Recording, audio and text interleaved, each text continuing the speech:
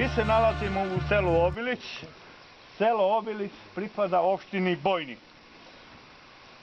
odnosno Pustorečkom kraju. Pusta reka kao predeo, znači predstavlja celinu sa svojom rekom, istog naziva i njenim slivom koji u visokom procentu pokriva ovaj prostor.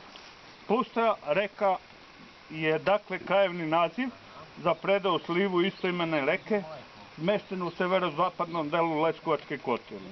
Taj gotovo u svakom pogledu jedinstveni prostor pruža se između planinskih masiva, znači Radan planina, Rgajske planine, Vidojevica, Pasjača i vododelnica od Kremenske koste, kristalnim mastom Dobre glave od Jablanice i Leskovačkog polja sa južne i zapadne strane, dok je prema severoistočnoj strani dolinom Puste reke otvoreno prema Pukovačkoj, Brestovačkoj kotlini odakle smo i došli.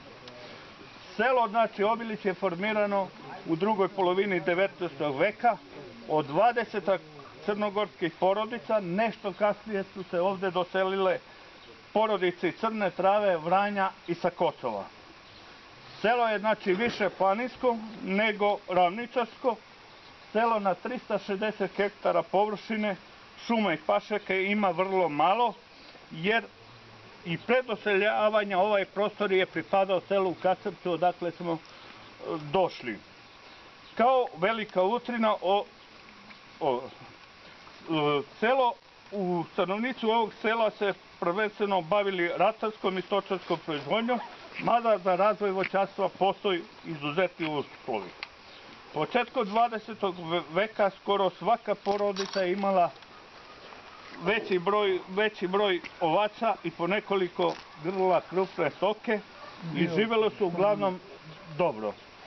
Mada je selo po broju stanovnika i kuća ostalo patroljoso. 1953. godine bilo je 47 kuća, 204 stanovnika. 1961. godine 45 kuća, 145 stanovnika. 1971. 51 kuća, 153 stanovnika.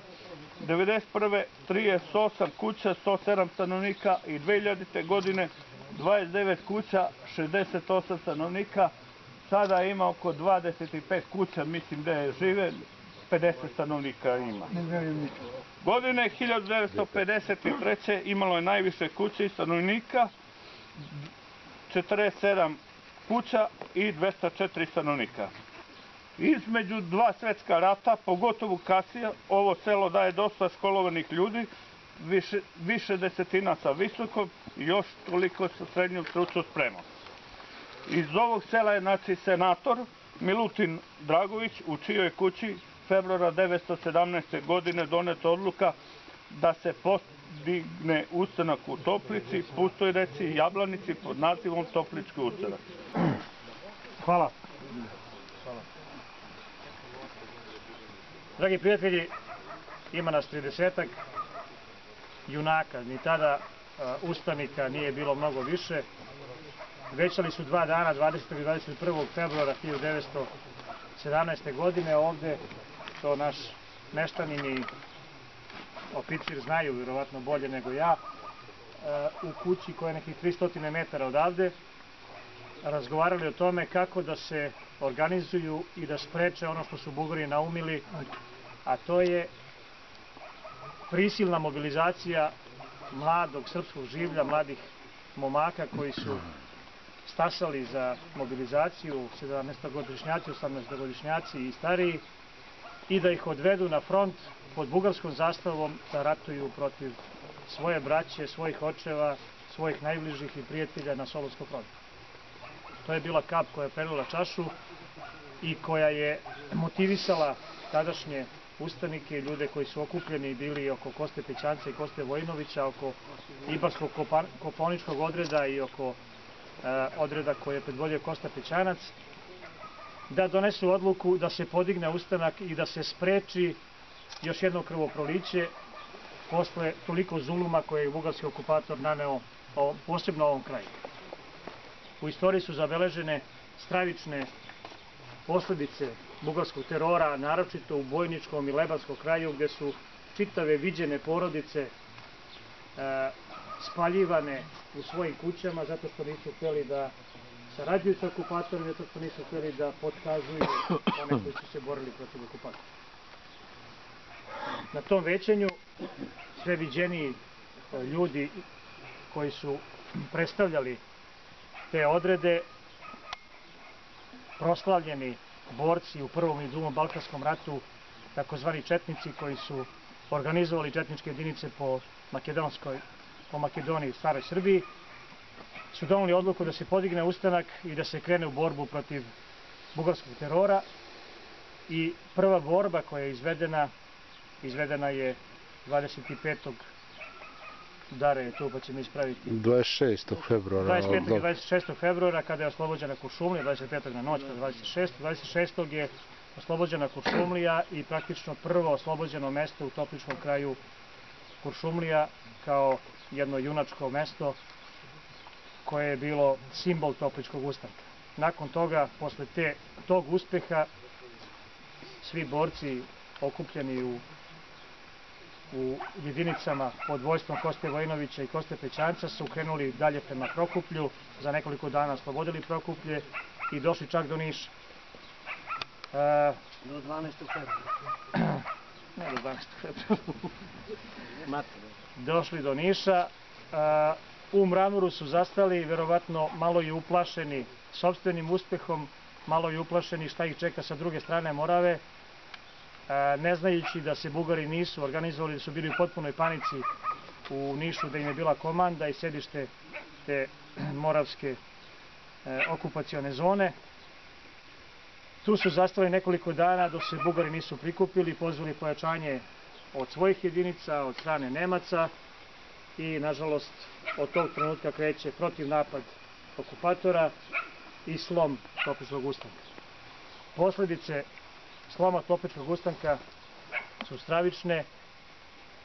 Istorijski podaci govore da više od 20.000 ljudi stradalo u odmazdi koje su pre svega Bugari sprovodili u Topličkom kraju.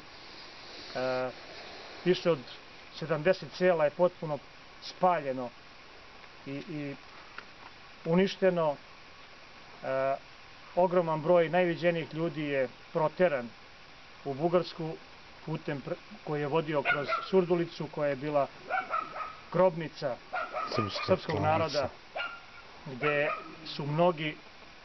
gde se mnogima nažalost gubi trag u Surdulici, koja govori gde govori i spomen kosturnice u Surdulici o više od 3000 ljudi koji su ubijeni i čije kosti su razasute širom Surdulice.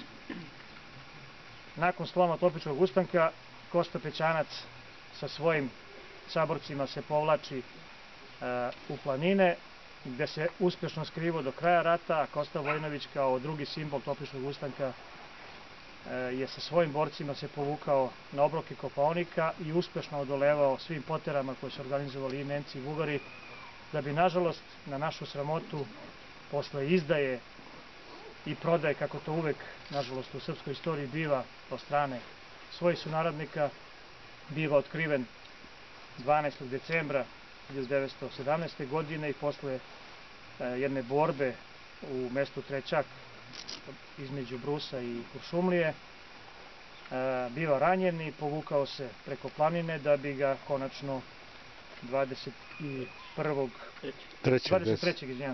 decembra 1917. godine pronašli u Vodenici kod Grgura, gde on izvršava samoubistvo i praktično se taj datum vodi kao konačni završetak i slom Topličkog ustanka.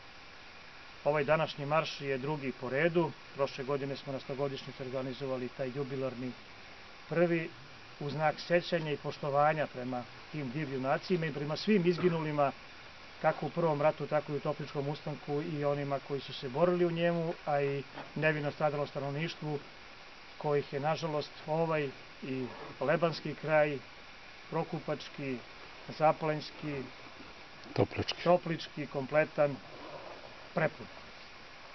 Slava svim našim precima, Bog da im dušu prošli i večno pamćenje i sećanje na njihovu žrtvu, na njihovo ugrađivanje svojih sopstvenih života u našu današnju slobodu. Amin.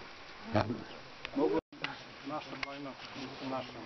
Spada jedna od 5 općina Bojnike koja pripada Radan i to je prostor gde su se vodili isto borbe ustanika topličkih sa Bugarima. Inače, kažu toplički ustanak, on je poginut ovde, selo Obilić, to je Bojnička opština, Jablanički okrug, ali je recimo Jablanica Gornja najviše, delom to su Hercegovci, Crnogorci koji su došli još 1892. godine. Isto, dobar deo je stradao oko 5-6 hiljada, civila je samo stradalo nevinih, ženi, dece najviše u tim odmazdama koje su Bugari vršili u toku tog topličkog ustanka. Tako da recimo na Radanu stoji i grob poručnika Begovića Dimitrija, koji je poginuo 1917. isto u borbi sa Bugarima, nije hteo da se preda, a njegovu porodicu su ženu i 5 deteta Bugari zapalili u kući. I on nije hteo da se preda i gore na vrhu, na planini, na sedlu, gde se silazi u prvom banju, postoji grob gde on, to je bila njegova zadnja bitka sa Bugarima, nije hteo da se preda i onda je on pozvao bugarskog oficira da dođe da se njemu preda kao oficir oficiru. Mislim, to je bila varka, on je aktivirao bombu i ubio i tog oficira i još 5 vojnika oko njega i sebe, tako da postoji ta legenda o Dimitriju Begoviću. I to sam htio da kažem, znači Jablanički isto okrug Srez je isto podneo veliko žrtvu u tom topličkom ustanku. I veliki broj ustanika je bilo iz Jablanice. Eto, ja sam jedan od potomaka čuvenih četnika Ivovića, učesnika u topličkom ustanku koji su streljani, nažalost, zarobljeni. I tako, to sam samo htio da kažem. Ne pamtiš, sine, tebi svoj, s praga su ga odveli, zlotvori, dušmani prokleti.